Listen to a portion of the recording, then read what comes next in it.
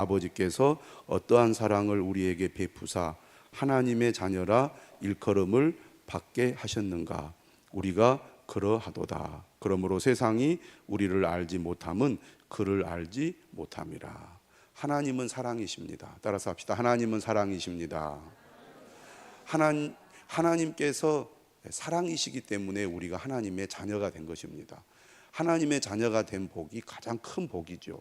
우리가 어떻게 하나님의 자녀가 될 수 있었겠습니까? 죄인인 우리가 하나님의 자녀가 될 수 있었던 유일한 이유는 하나님의 사랑 때문입니다.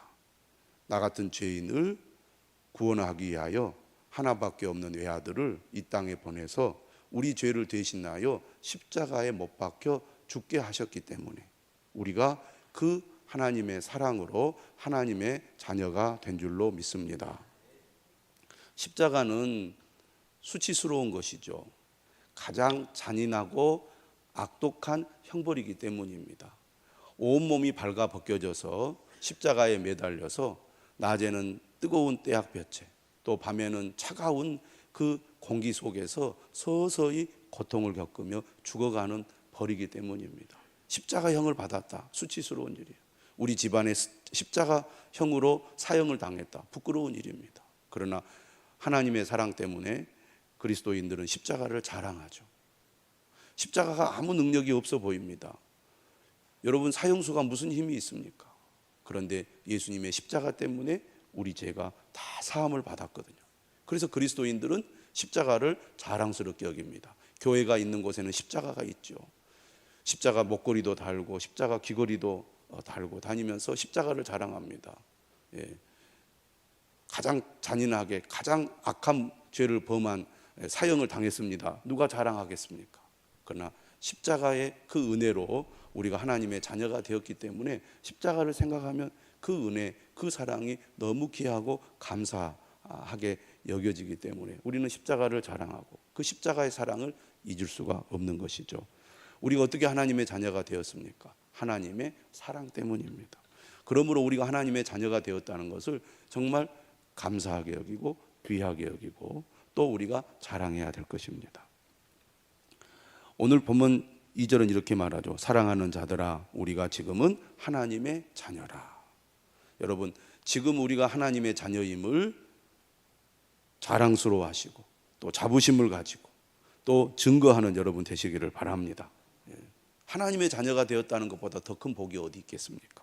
그런데 지금 우리가 하나님의 자녀이지만 여전히 우리의 삶은 늘 결핍, 또 여러 가지 어려움, 또 박해, 힘든 세상을 살아가는 거예요. 하나님의 자녀의 삶이 항상 모든 것이 이 땅에서 만족스럽지 않습니다. 그러나 우리는 무엇을 가지고 있습니까? 소망을 가지고 있습니다. 주님이 다시 오실 때 이 세상의 모든 고난, 아픔, 질병, 죽음 다 사라지고 하나님의 자녀로서 하나님이 주시는 영광을 누리게 될 것을 기대하고 소망합니다. 그러므로 하나님의 자녀는 어떤 믿음으로 살아가야 되느냐? 따라서 합시다. 하나님의 자녀는 그리스도의 오심을 소망하며 살아야 합니다. 세상 사람들은 오직 낙이 세상밖에 없습니다. 그렇죠? 그들은 미래가 없습니다. 또 미래를 모릅니다. 어떻게 될지 몰라요. 이 땅에 사는 동안 그저 행복하게 사는 것이 그들에게 유일한 소망이에요. 그러나 그렇게 세상의 소망을 가지고 산들, 그들이 바라고 원하는 대로 행복한 삶을 온전히 누립니까? 그렇지 못하죠. 일시적입니다. 행복한 것 같은데 다 사라지고 다 무너져 버리는 것이 세상의 삶이에요. 한치 앞을 내다볼 수 없는 것이 인간의 삶 아닙니까? 그럼에도 불구하고 소망이 없기 때문에 오직 이 세상에서의 삶만 바라보고 사는 거예요. 좀 더 나은 삶, 좀 더 즐거운 삶, 좀 더 행복한 삶을 추구하고 이 땅에 더 많은 것을 이루고 차지하기 위해서 목표를 정하고 노력을 하지만 그러나 미래를 장담할 수 없는 것이 세상의 삶이요.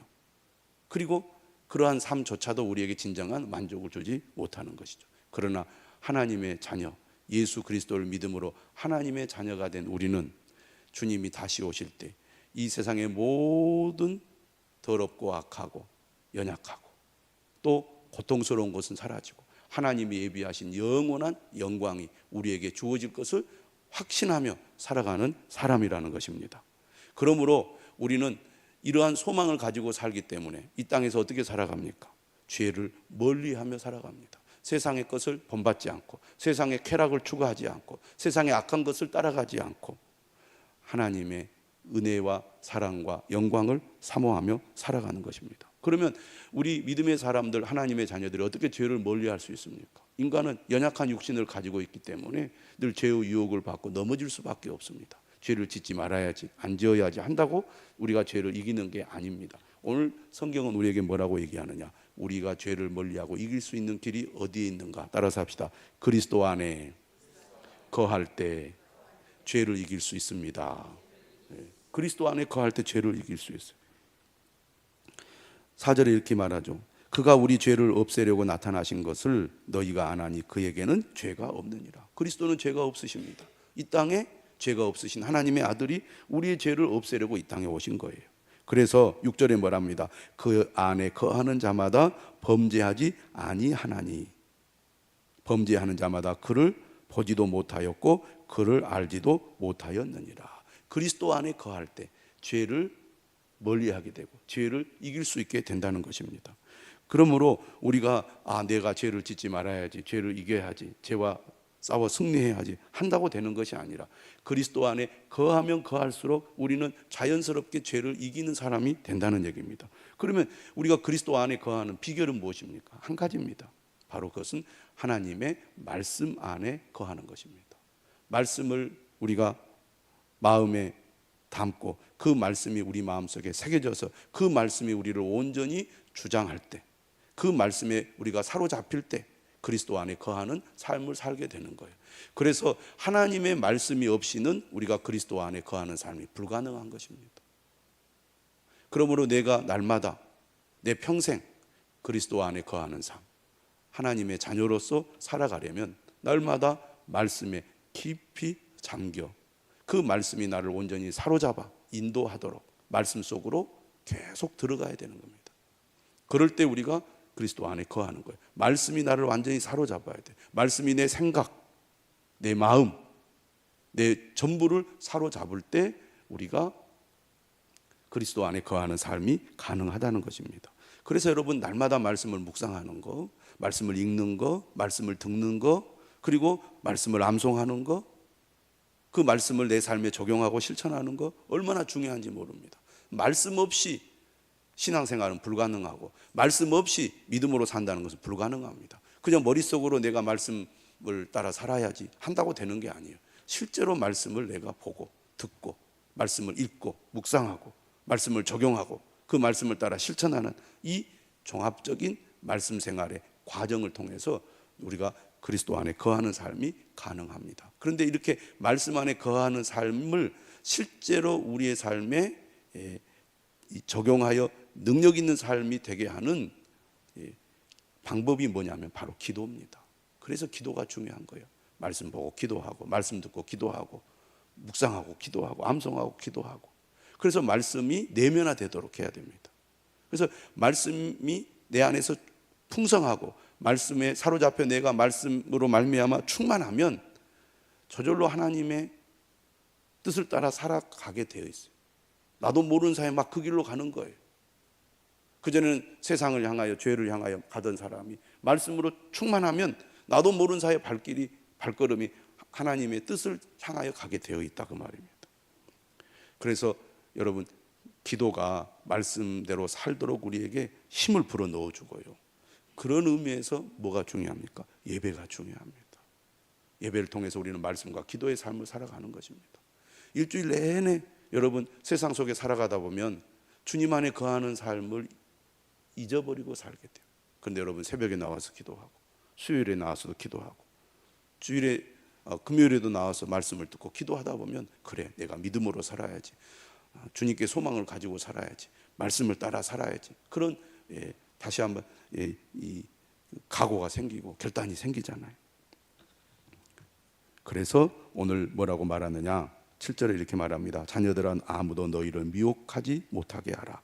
의를 행하는 자는 그의 의로우심과 같이 의롭고 죄를 짓는 자는 마귀에게 속하나니 마귀는 처음부터 범죄함이라. 하나님의 아들이 나타나신 것은 마귀의 일을 멸하려 하심이라. 마귀는 어떻게 해서든지 우리를 넘어뜨리려고 합니다. 주님으로부터 멀어지게 만들려고 한다는 것입니다. 그런데 하나님의 자녀, 하나님의 말씀을 따라 그리스도 안에 거하는 삶은 어떻게 합니까? 죄를 멀리하고 마귀를 몰아내는 삶을 살아가게 돼 있는 거예요. 하나님께로부터 난 자마다 죄를 짓지 아니하나니 이는 하나님의 씨가 그의 속에 거함이요 그도 범죄하지 못하는 것은 하나님께로부터 났습니다. 하나님의 자녀는 그리스도 안에 거함으로 죄를 이기고 마귀를 물리치는 삶을 살아가게 된다는 것입니다. 이러므로 하나님의 자녀들과 마귀의 자녀들이 드러나나니 무릇 의를 행하지 아니하는 자나 또는 그 형제를 사랑하지 아니하는 자는 하나님께 속하지 아니하리라. 특별히 요한일서는 무엇을 강조하냐면 의를 행하는 것, 그리고 하나님의 말씀을 따라 살아가는 데 있어서 형제 사랑을 강조하고 있습니다. 형제 사랑. 그러니까 형제를 미워하지 않는 것이 의를 행하는 거예요. 형제를 사랑하는 것이 의를 행하는 것이라고 말합니다. 우리가 2장 5절에 이런 말씀이 있잖아요. 누구든지 그의 말씀을 지키는 자는 하나님의 사랑이 참으로 그 속에서 온전하게 되었나니 이로써 우리가 그의 안에 있는 줄을 아노라. 그의 안에 산다고 하는 자는 그가 행하시는 대로 자기도 행할지니라. 구체적으로 무엇을 의미합니까? 2장 10절은 이렇게 말합니다. 빛 가운데 있다 하면서 그 형제를 미워하는 자는 지금까지 어둠에 있는 자요 그의 형제를 사랑하는 자는 빛 가운데 거하여 자기 속에 거리낌이 없으나 그의 형제를 미워하는 자는 어둠에 있고 또 어둠에 행하며 갈 곳을 알지 못하나니 이는 그 어둠이 그의 눈을 멀게 하였습니다. 하나님의 사랑이 그 안에 풍성히 거하여 그리스도 안에 거하는 사람, 말씀이 충만한 사람은 당연히 죄를 멀리하고 하나님을 따르게 되는데 그것이 구체적으로 어떻게 나오느냐? 의를 행하는 것으로 나타나는데 그 의를 행하는 것이 뭐냐면 형제를 미워하지 않는 것입니다. 우리가 살아가다 보면 가까운 사람들로 인하여 감정이 상하고 서운하고 또 시기하고 질투하고 미워하는 이 마음이 생깁니다. 그게 형제를 미워하는 거죠. 그런데 그리스도 안에 거하는 사람은 하나님의 말씀으로 인하여 마음에 용서의 은혜가 생기게 되고 또 화목하는 그런 마음을 갖게 되고 그리하여 사랑을 실천하게 된다는 것입니다. 그래서 우리가 잠깐 서운하기도 하고 잠깐 미운 마음도 들고 잠깐 질투가 나죠. 그런데 우리가 그리스도 안에 거하면 거할수록 그러한 마음이 점점 사라지고 내가 어떻게 더 사랑할까? 어떻게 내가 더 도울까? 이런 마음이 점점 커지는 것이 바로 그의 안에 거함으로 범죄하지 않는 삶을 실천하는 것입니다. 그래서 오늘 말씀하죠. 무릇 의를 행하지 아니하는 자나 또는 그 형제를 사랑하지 아니하는 자는 하나님께 속하지 아니하니라. 우리는 서로 사랑할지니 이는 너희가 처음부터 들은 소식이라. 가인같이 하지 말라. 그는 악한 자에게 속하여 그 아우를 죽였으니 어떤 이유로 죽였느냐? 자기의 행위는 악하고 그의 아우의 행위는 의로움이라. 결국 가인이 동생 아벨을 죽인 것은 자기 형제를 미워한 것입니다. 그 미워함의 극치가 살인으로 나타난 거죠. 그것이 바로 의를 행하지 않는 것입니다. 가인같이 하지 말고 서로 사랑하라는 것입니다. 여러분, 우리가 정말 하나님께로 난 자로서 하나님의 사랑을 받은 하나님의 자녀로서 주님이 다시 오실 것을 소망하며 살아가는 주님의 사람으로서 우리는 어떻게 주님 안에 거하는 삶을 실천할 것인가? 늘 말씀과 기도, 예배를 통하여 주님이 우리를 온전히 사로잡아 형제를 사랑하는 삶으로 나타나야 될 것입니다. 우리가 어떻게 형제를 사랑할 수 있습니까? 형제를 위해서 기도하는 것입니다. 오늘 밤에 여러분 믿음의 형제들을 위하여 기도하시기를 바랍니다. 그래서 형제 자매들을 위하여 기도를 많이 하는 것이 형제 사랑의 방법입니다. 또 어떻게 우리가 형제를 사랑합니까? 믿음이 약한 사람, 방황하는 사람, 고통 가운데 있는 사람 손을 잡고 예배의 자리, 기도의 자리, 말씀의 자리로 인도하는 거예요. 형제를 위해서 금식하고, 형제를 위해서 중보기도 하고, 형제를 은혜 받도록 믿음의 자리로 인도하는 것이 사랑이라는 거죠. 사랑한다는 게 참 어려운 일입니다. 내 마음을 몰라요. 사랑받는 사람은 사랑하는 사람의 마음을 모를 때가 많습니다. 같이 갑시다. 같이 기도합시다. 같이 은혜 받도록 합시다. 싫어요. 귀찮아요. 필요 없어요. 그게 뭐 중요하답니까? 이러면 그래 알았어 하고 돌아설 수밖에 없을 때가 얼마나 많습니다. 그래도 포기하지 않는 게 사랑이죠. 또 얘기하고, 또 격려하고, 또 위로하고, 또 손을 잡고, 그렇게 이끌어주는 게 사랑이라는 것입니다. 또 어떻게 우리가 형제를 사랑합니까? 어려움 가운데 있는 사람을 위로하는 것입니다. 함께 곁에 있어주는 것입니다. 그리고 그가 정말 필요한 것이 있다면 필요를 채워주고 도와주는 것이죠. 여러분, 교회는 사랑의 공동체입니다. 세상과 다른 것은 바로 교회가 사랑의 공동체이기 때문이라고 성경은 말하는데, 실제로 그 사랑을 실천하기가 쉽지 않죠. 그러나 우리가 주님 안에 거하면 거할수록 그러한 사랑을 실천하는 사람이 될 줄로 믿습니다. 우리는 다 연약하고 부족해요. 내 힘으로 할 수가 없습니다. 하나님이 우리에게 은혜 주시고 능력 주실 때 우리가 형제 사랑을 실천할 수 있는 것입니다. 그래서 우리가 기도하면서 하나님, 내가 사랑의 사람이 되게 해주세요. 내 안에 미움, 내 안에 시기, 질투, 분노, 남을 비난하고 남을 험담하고 손가락질하는 마음 다 녹여주시고 덮어주고 사랑하는 그런 사람 되게 해주세요. 사랑은 허다한 죄를 덮는다 그랬잖아요. 우리가 정말 사랑을 실천함으로 나로 인해서 절망하고 낙심하는 사람이 용기를 얻고 다시 삶의 의미를 찾고 주님 앞으로 가까이 나아간다면 얼마나 귀한 일입니까? 이러한 형제 사랑을 실천하는 여러분들이 되시기를 바라고, 또 우리 교회가 될 수 있도록 기도해 주시기를 바랍니다. 사랑의 공동체가 될 수 있도록 이 밤에 기도해 주시기를 주님의 이름으로 축원합니다.